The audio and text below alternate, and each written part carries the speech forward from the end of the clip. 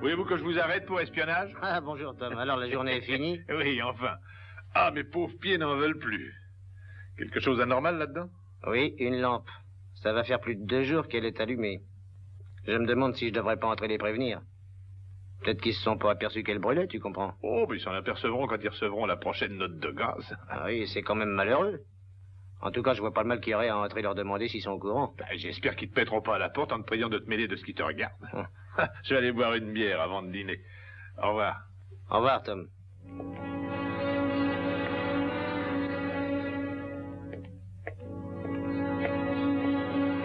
Bonsoir, monsieur.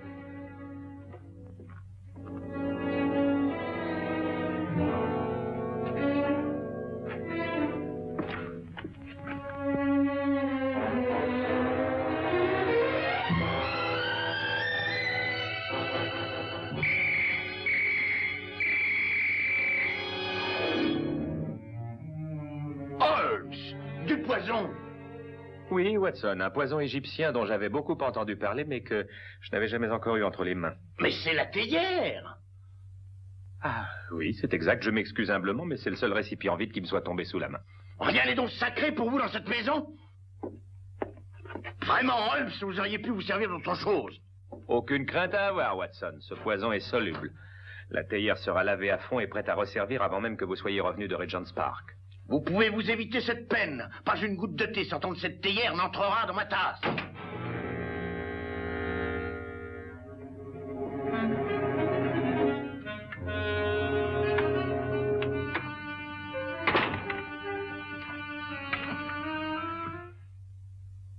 Dites donc, Holmes.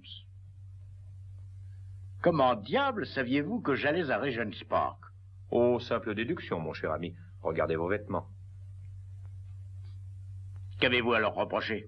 Je pourrais très bien aller au club avec. Vous êtes impeccable, à l'exception de ces vieilles chaussures. Oh, c'est juste, j'avais oublié les chaussures. Donc j'en déduis que vous allez dans un endroit où vous risquez de voir des amis, mais aussi où vous pourriez abîmer vos chaussures. Le gravier des allées d'un parc public me semble être l'endroit approprié. Mais pourquoi Regent's Park de préférence? Nous déjeunons à 12h30 et comme il est bientôt 11h, je suppose que votre choix d'un parc est subordonné à sa proximité de la maison, ce qui me donne le régent, évidemment. Ah. Simple déduction, c'est tout. Qui ça peut-il être à cette heure de la matinée? Trouvez-le par déduction, Watson. Non, je crois beaucoup plus simple d'ouvrir la porte. Vous êtes bien, monsieur Sherlock Holmes? Non, mais vous ne voulez pas entrer? C'est monsieur Holmes qu'il faut que je voie. Je suis Sherlock Holmes, madame. Ne voulez-vous pas vous asseoir? Avec joie. C'est tout juste si je peux encore respirer. Vous venez de loin, madame? De l'autre bout de Chelsea, c'est une trotte. Oh, c'est un long voyage. Oh, permettez que je vous présente mon bon ami et collègue, le docteur Watson. Bien le bonjour, docteur. Comment allez-vous? Mon nom à moi, c'est Dugan. Marie Dugan. Sans doute, vous devez trouver bizarre de voir une inconnue vous rendre visite en plein milieu de la matinée comme ça, mais c'est que j'arrive d'une maison frappée par le chagrin pour demander votre aide. C'est la maison où je travaille.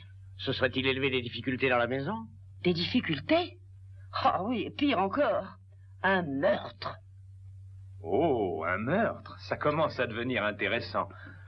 Je vous en prie, continuez, madame Dugan.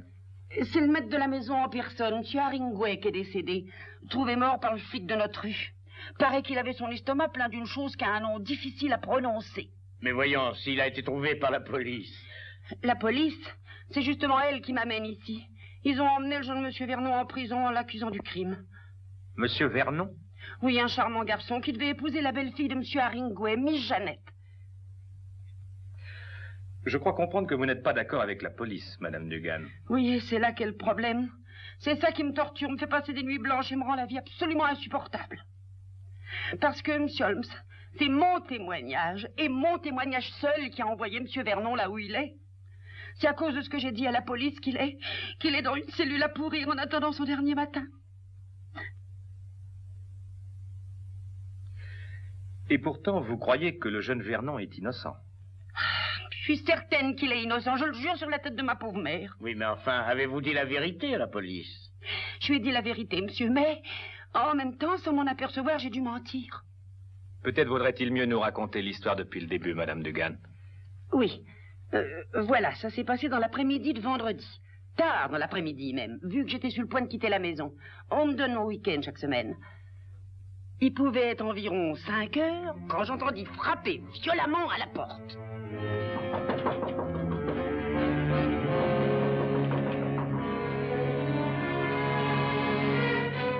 Bonjour, Madame Degan. Oh, bonjour à vous aussi, Monsieur Vernon. Monsieur Haringway a demandé à me voir. A-t-il sa mauvaise humeur habituelle? Voyons, vous ne devriez pas parler de cette façon, Monsieur Vernon. Ça rend Mademoiselle Jeannette malheureuse de vous entendre tous les deux vous disputer tout le temps. Mais s'il ne se montrait pas aussi stupide. Où est Jeannette? Elle est partie chez sa tante à Manchester. Elle devait y aller seulement demain. Ah, j'ignorais tout ça, monsieur. Mais ce que je sais, c'est que monsieur lui a ordonné de partir cet après-midi. Je doute que sa tante soit encore malade. C'est encore un de ses tours pour nous séparer. Eh bien, où est-il? Dans son bureau, il va vous recevoir tout de suite. Oh, une minute. Mon par-dessus, j'ai oublié quelque chose.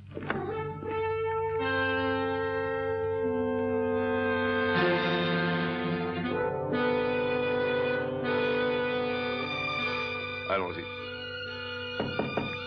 Entrez. Monsieur Vernon, monsieur, puis-je m'en aller? Non, Madame Dugan, je veux que vous restiez. Que je reste, monsieur? Oui, asseyez-vous là. Et écoutez attentivement ce qui sera dit.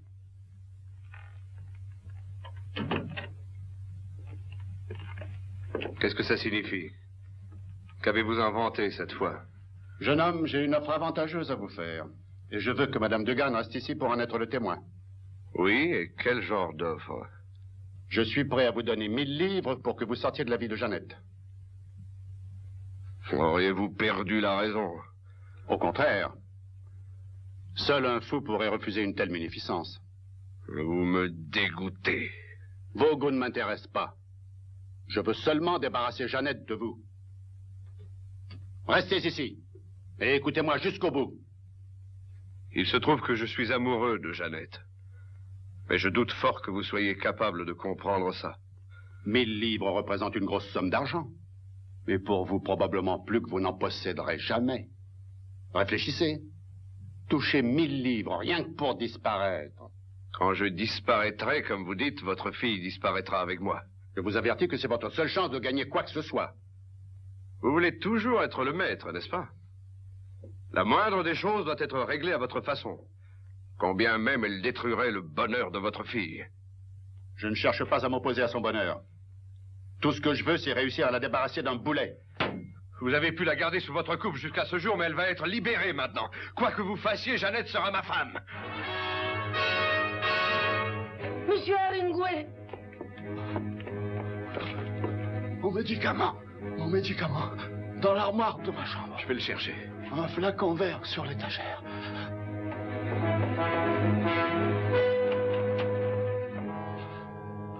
Je ne perds jamais, Madame Dugan. Je ne perds jamais. Oh, vite, monsieur Vernon, faites vite! J'arrive.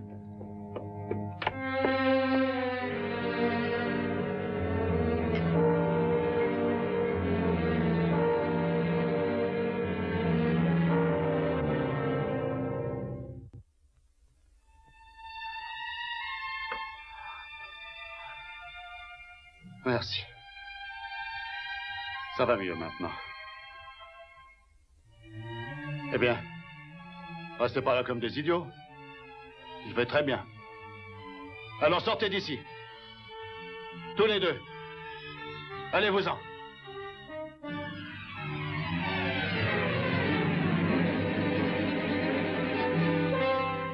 Allez-vous-en.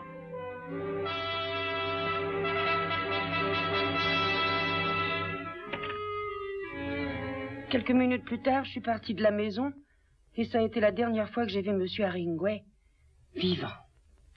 Oui. Et qu'avez-vous dit à la police quand elle vous a interrogé? Ben, je leur ai dit la vérité vraie, ce qui s'était passé. J'ai parlé de la bouteille que monsieur Vernon avait prise dans sa poche de manteau, de leur discussion, de monsieur Haringway qui s'est trouvé mal et de monsieur Vernon qui allait chercher le médicament.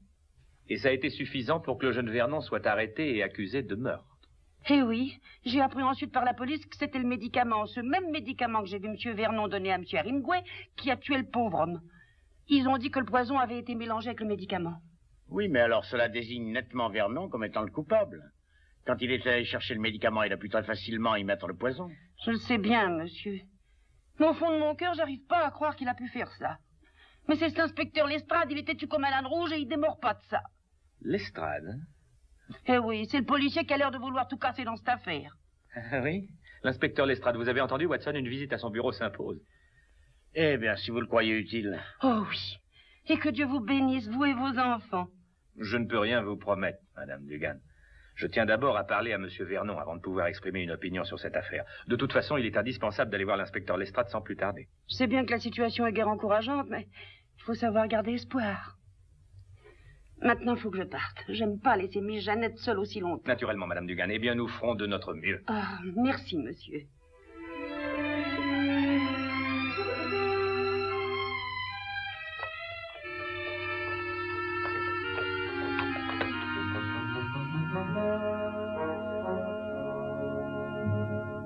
Votre demande est inacceptable. Il est coupable. Je peux vous dire moi-même tout ce que vous voulez savoir. Oh, allons, Lestrade. Tout ce que je veux, c'est lui poser quelques questions. C'est l'heure où je vais déjeuner. Nous regretterons votre absence. Voyons, écoutez, Holmes. Il y avait une très forte dose de strychnine dans ce médicament. La seule personne qui ait eu la possibilité de l'y mettre était le jeune Vernon. Ou Madame Dugan? Non, elle n'avait aucune raison de le faire.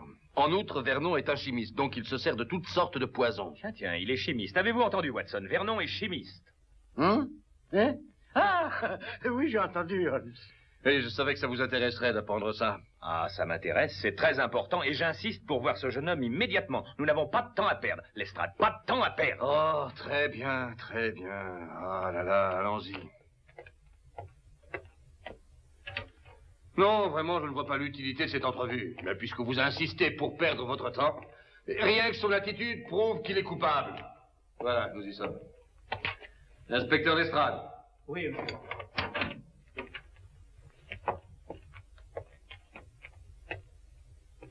Alors, Vernon. Alors quoi, inspecteur? Combien de fois par jour allez-vous venir ici m'abrutir de vos questions idiotes? Je vous ai déjà dit tout ce que j'avais à dire. Et j'en ai assez de le répéter toutes les heures pour le faire entrer dans votre cerveau obtus. Oh, écoutez, jeune homme, vous avez tort d'adopter une telle attitude. Vous êtes accusé d'un crime très grave. Mais je ne le sais que trop. Et comme j'ai l'impression qu'on veut me le faire payer, mon seul regret est de ne pas avoir eu le plaisir de le commettre. Il y a justement un petit détail. Je ne sais pas qui vous êtes, mais je préfère vous dire que je refuse également de répondre à vos questions. J'estime que la perspective d'être pendu est une peine suffisante. Je vous souhaite donc une bonne journée, messieurs. Au revoir, Monsieur Vernon, et merci 1000 fois. Vos réponses m'ont été d'un grand secours.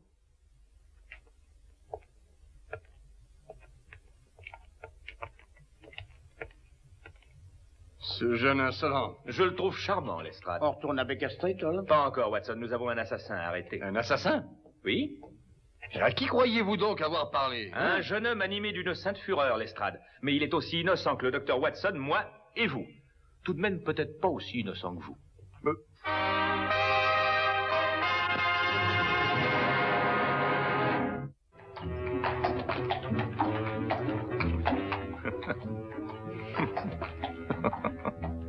Vraiment, je me demande ce qui peut vous amuser autant. Hein? Oh, je pensais à la tête que Lestrade a faite quand ce jeune schnappant l'a traité d'idiot. Holmes, est-ce que vous croyez vraiment qu'il est innocent? Strychnine, Watson. Qui vient s'ajouter au fait que le jeune Vernon est chimiste. Combien de temps faut-il à la strychnine pour agir? Oh, quelques minutes, une demi-heure au plus. Exactement. Il ne savait pas que la maison serait vide quand il est venu voir le vieil Haringway. Au contraire, il pensait que Madame Dugan et Jeannette s'y trouveraient. Très juste, Madame Dugan l'a d'ailleurs dit. Très bien. Alors, est-ce qu'un homme ayant le choix entre toute une variété de poisons en aurait choisi un ayant une action rapide, ne lui offrant aucune chance d'alibi? Ou bien n'aurait-il pas plutôt choisi un poison agissant lentement, ce qui lui aurait donné suffisamment de temps pour être loin de la maison à l'heure du décès? Oui, je suis votre raisonnement, Holmes, mais tout de même, vous ne pouvez l'accepter comme concluant. Ah, c'est ce que je croyais, jusqu'au moment où j'ai parlé à Vernon. Mais vous n'avez rien tiré de cet entretien. Ah, voici la morgue. Si nous allions examiner le corps de la victime, Watson.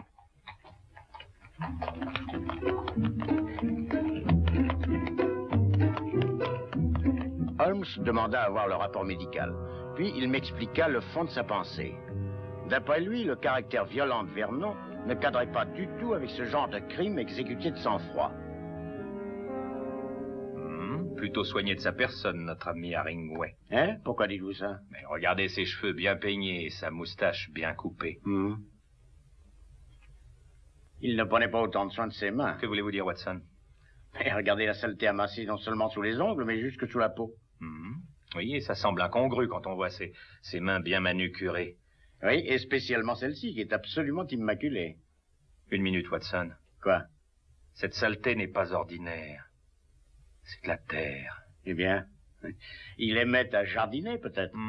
Ses mains n'ont jamais fait de jardinage. Elles démontrent une trop grande dévotion à une propreté de tous les instants. Et c'est indiscutablement parce que celle-ci a été salie juste avant sa mort qu'elle n'a pas été nettoyée. Excusez-moi, monsieur Holmes. Voici le rapport que vous avez demandé. Oh, merci. Qu'est-ce que vous cherchez, Holmes? Vous savez que la mort a été causée par de la strychnine. Ceci vous intéressera, Watson. Écoutez. La prise de sang indique une grande quantité de leucocytes, suffisante pour diagnostiquer une leucocytémie très avancée. Eh bien, Mme Degan a dit qu'il était malade, hein? Mais pas à ce point. Watson, dites-moi, combien de temps, à votre avis, Haringway avait-il encore à vivre si on ne lui avait pas fait avaler cette strychnine? Ben, c'est difficile à affirmer de façon précise, mais je dirais certainement pas plus d'1 an. Nous devons donc rechercher quelqu'un qui ne pouvait pas attendre 1 an. Ah oui, un meurtrier impatient. Ce qui cadre avec le tempérament violent de Vernon. On peut le croire, Watson. On peut le croire. Et pourtant, il y a encore quelque chose qui manque. Une bouteille. La petite et mystérieuse bouteille.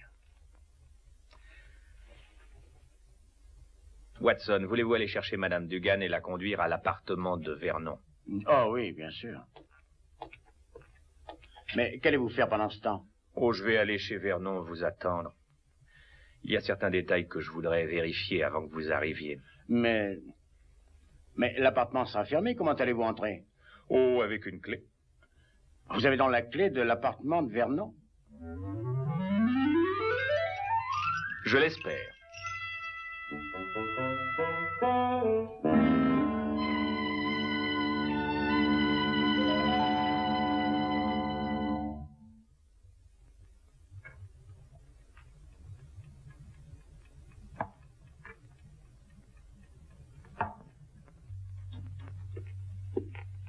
Nous sommes venus aussi vite que possible. Merci, Watson.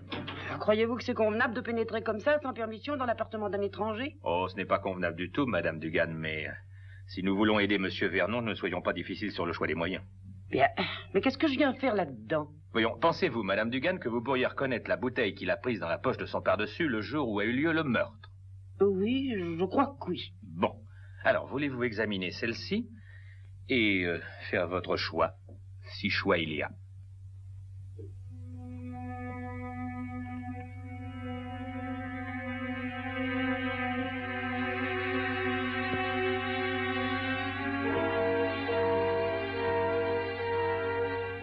C'est celle-là. Vous en êtes sûr? Bien sûr que j'en suis sûre. Merci, Madame Dugan. Merci beaucoup.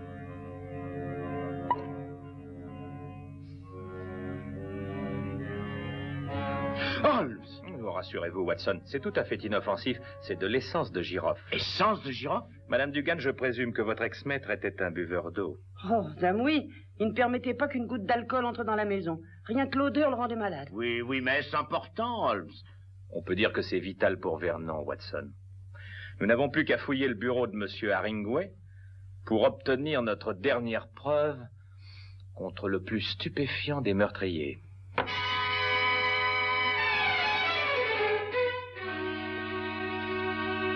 Vraiment, Miss Haringway, j'espère que vous comprenez que dans cette affaire, je suis moi-même placé dans une situation difficile. Mais en ma qualité de policier, je n'ai pas de route à suivre. Je dois me conformer aux exigences de la loi. Mais Tom est innocent. Il n'aurait jamais fait ça. C'est impossible. C'est exactement l'opinion que j'ai exprimée ce matin, Lestrade. Holmes! Oh, mais Jeannette, voici Monsieur Sherlock Holmes. Et ce monsieur qui l'accompagne est le docteur Watson, son ami. C'est à cause de moi qu'ils sont ici. Je suis allé leur demander du secours. Du secours? C'est parce que votre fiancé a été arrêté que Madame Dugan a jugé bon de venir nous voir. Ah oui. Asseyez-vous. Asseyez-vous, messieurs. Enfin, Holmes, pourquoi vous obstinez-vous?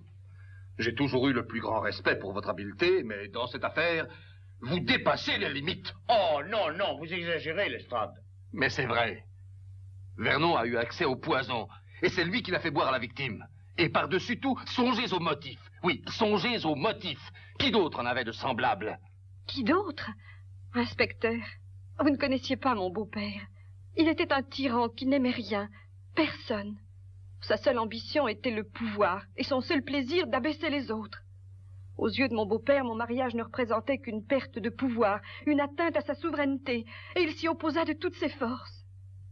La vie devint insupportable quand j'ai connu Tom. Madame Dugan pourra le confirmer. Oui, c'est vrai, il n'était pas du genre commode. Et je commençais à en avoir assez, moi aussi. Je vois.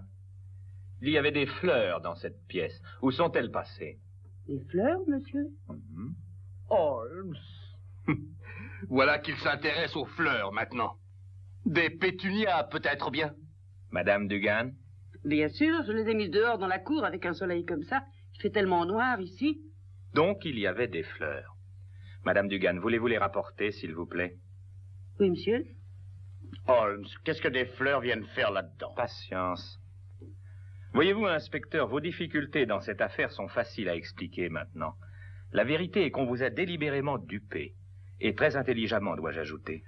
Je n'ai pas été dupé du tout. Je tiens le coupable. Mon cher ami, vous cherchiez un meurtrier, alors qu'en vérité, il n'y en a pas. D'abord, il y a des pétunias. Maintenant, il n'y a pas de meurtrier. Il y a un cadavre, mais pas de meurtre. Parce que M. Haringway s'est simplement suicidé. Mais il n'a rien laissé prouvant que c'est un suicide. Ni message, ni rien. Naturellement, il n'a rien laissé prouvant un suicide parce qu'il voulait que tout le monde croie à un meurtre. Parlez-vous sérieusement? Le plus sérieusement du monde. Voyez-vous, votre beau-père était un tyran pire encore que vous ne l'imaginiez. Vous laisser à Vernon signifiait la fin de son pouvoir. C'est pourquoi il a essayé de le décourager d'abord, puis il a tenté de l'humilier, et voyant qu'il avait échoué, il a essayé de le tuer. Monsieur Haringway a essayé de tuer Vernon? Oui, Watson. Pour y parvenir, il s'est suicidé de telle façon que Vernon devait infailliblement être accusé de l'avoir tué. Il régla la mise en scène, sa crise cardiaque n'était pas réelle, elle avait pour seul but d'envoyer Vernon lui chercher son médicament. Si Haringway a pris le poison lui-même, où a-t-il caché la bouteille? Réflexion très juste, le poison a agi trop vite pour qu'il ait le temps de s'en débarrasser. Pourtant, il s'est débarrassé de la bouteille, Watson. Et si ma théorie est exacte, elle doit se trouver dans l'un des 2 pots de fleurs que Madame Dugan a apportés.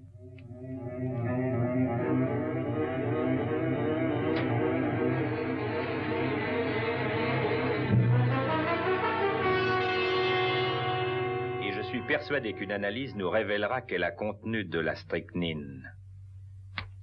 La saleté qu'il avait sous les ongles. Exactement, Watson. Et vous avez dit qu'il s'était sali les doigts juste avant sa mort. Alors Haringway s'est bien suicidé? Oui, Lestrade. Et Tom est innocent. Évidemment, évidemment. Simple. Évidemment. Holmes, au fait, vous ne m'avez jamais expliqué ce que l'essence de girofle venait faire dans l'histoire. Ah, vous parlez de la mystérieuse petite bouteille que Vernon avait prise dans la poche de son pardessus? Oui, c'est ça. Oh, c'est pourtant bien simple. Voyez-vous, Vernon avait fait une halte dans un bar pour s'offrir quelques whisky afin de se donner du courage avant d'affronter Haringway. Mais il savait combien le vieillard désapprouvait l'usage de l'alcool. Il lui fallait donc supprimer les preuves que son haleine aurait apportées. Et l'essence de girofle était tout indiquée pour ça. Ah, c'est ça. Thé? Non, pas pour moi, non, j'en ai pris tout à l'heure et ma digestion s'en est trouvée incommodée. Votre digestion? Oui, j'étais distrait et j'ai mélangé notre thé avec un peu de ce poison égyptien.